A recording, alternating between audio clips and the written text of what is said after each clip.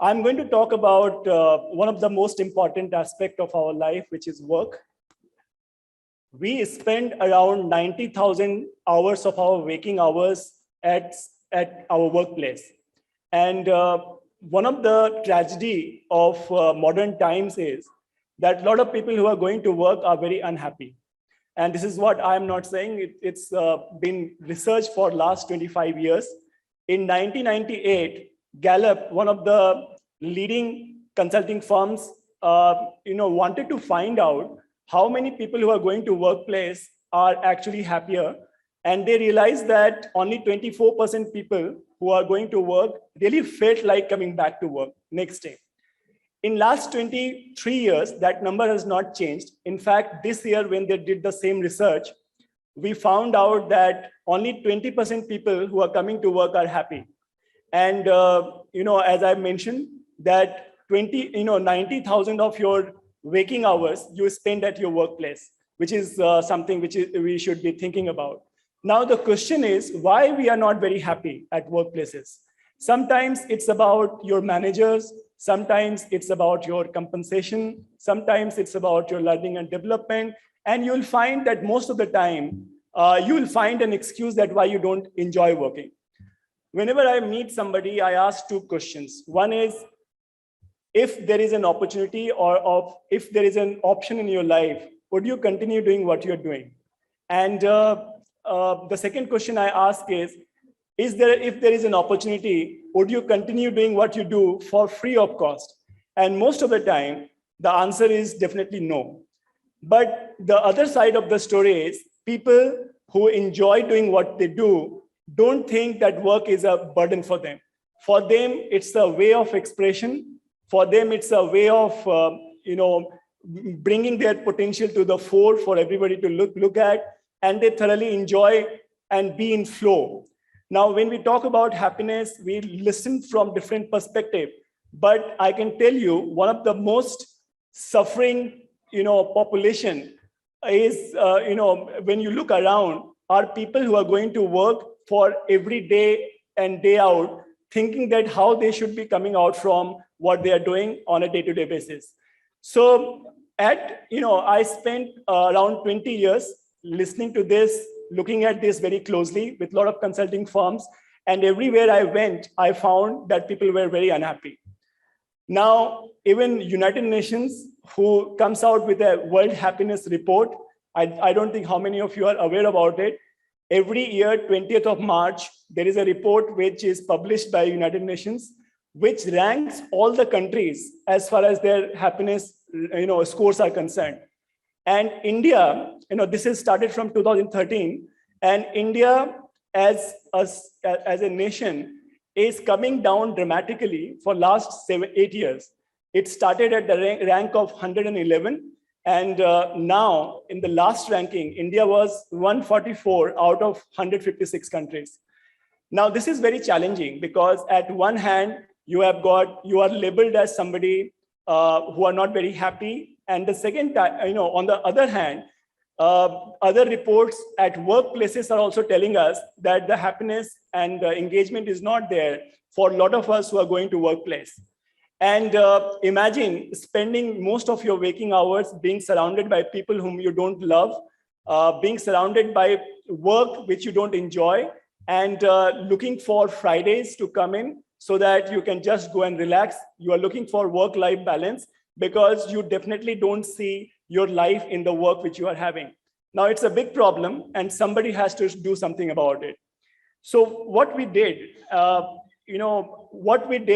I undertook this particular research around trying to find what makes people happier at workplaces.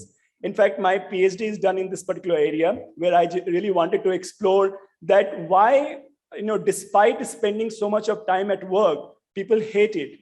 And the realization which I came to understand was because most of the time, the workers or the employees at different organizations were looking for somebody else to make them happy. Now, one of the solutions which a lot of companies come to when we were consultants, they used to come and tell us that can you come in and measure happiness levels of our people and tell us how much stress is there so that we can do something about it. And we used to go there, we used to measure happiness, we used to measure engagement scores, and then we used to give reports to the management. And a lot of fun used to start after that. So what used to happen is that leadership would come up with an action plan. They will say that we have to do this and this for making our people happier. Then you will also get the HR team of the companies coming and saying that we need to change some policies, some processes needs to be brought in, and a lot of actions used to take place.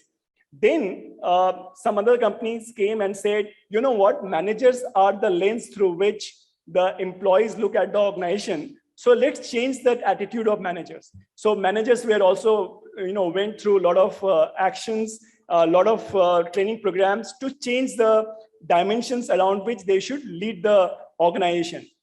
But one funny thing was that the person for whom the entire thing was being done, he or she was not supposed to do anything. So employees were supposed to sit back, relax, and then see the changes coming in through all the policies and programs which were brought in by these companies to ensure that people are happier. So after my PhD, one of the things which I realized that at the core of it, the reason why people are not happier, because they are not taking accountability of their own happiness. They are giving it away to the organizations. They are thinking that if my manager is not good, I won't be happier. If I'm not getting this money, then I won't be happier. If I'm not getting this promotion, then I will not be happier.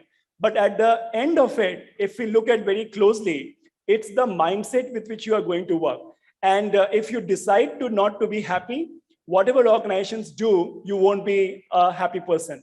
So in the midst of the pandemic, I quit my job and I said that we need to do something about it, both at individual levels and at the country level.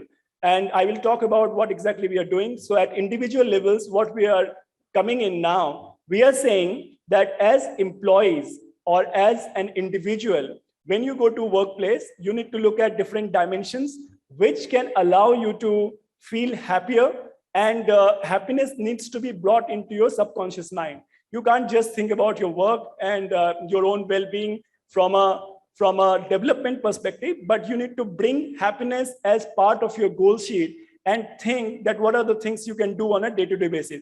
So we created a couple of apps, and we said to organizations that once you do something about your people as far as your processes and policies are concerned, you should also be you should also be providing help to your people by helping them build habits which creates happiness at their own level.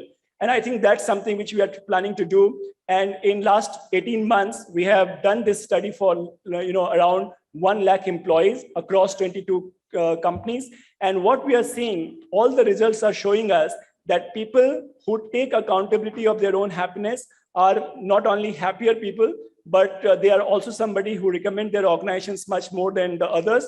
And they are also somebody who will not leave you very easily. So that's one part of what we are doing at HappyPlus. And this is something which is of great satisfaction for us.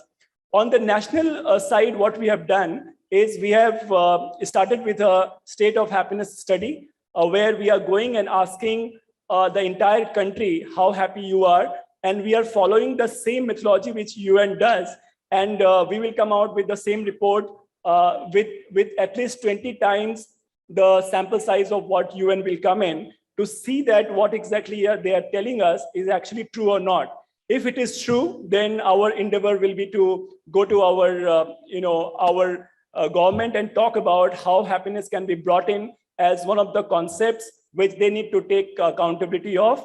And if it is wrong, if it is not true, then we'll go to UN and talk about how their data is misleading and it's not giving the right picture of the country, and they should definitely look about it. So in short, we have limited time, so I will cut short here. What I wanted to talk about is happiness at workplace is something far more important than what we believe right now. And since majority of time we are at work, and and work forms a very important part of who we are and our personality. it becomes even more important for us to look and find ways in which we can bring happiness for all the employees. Thank you so much for your time.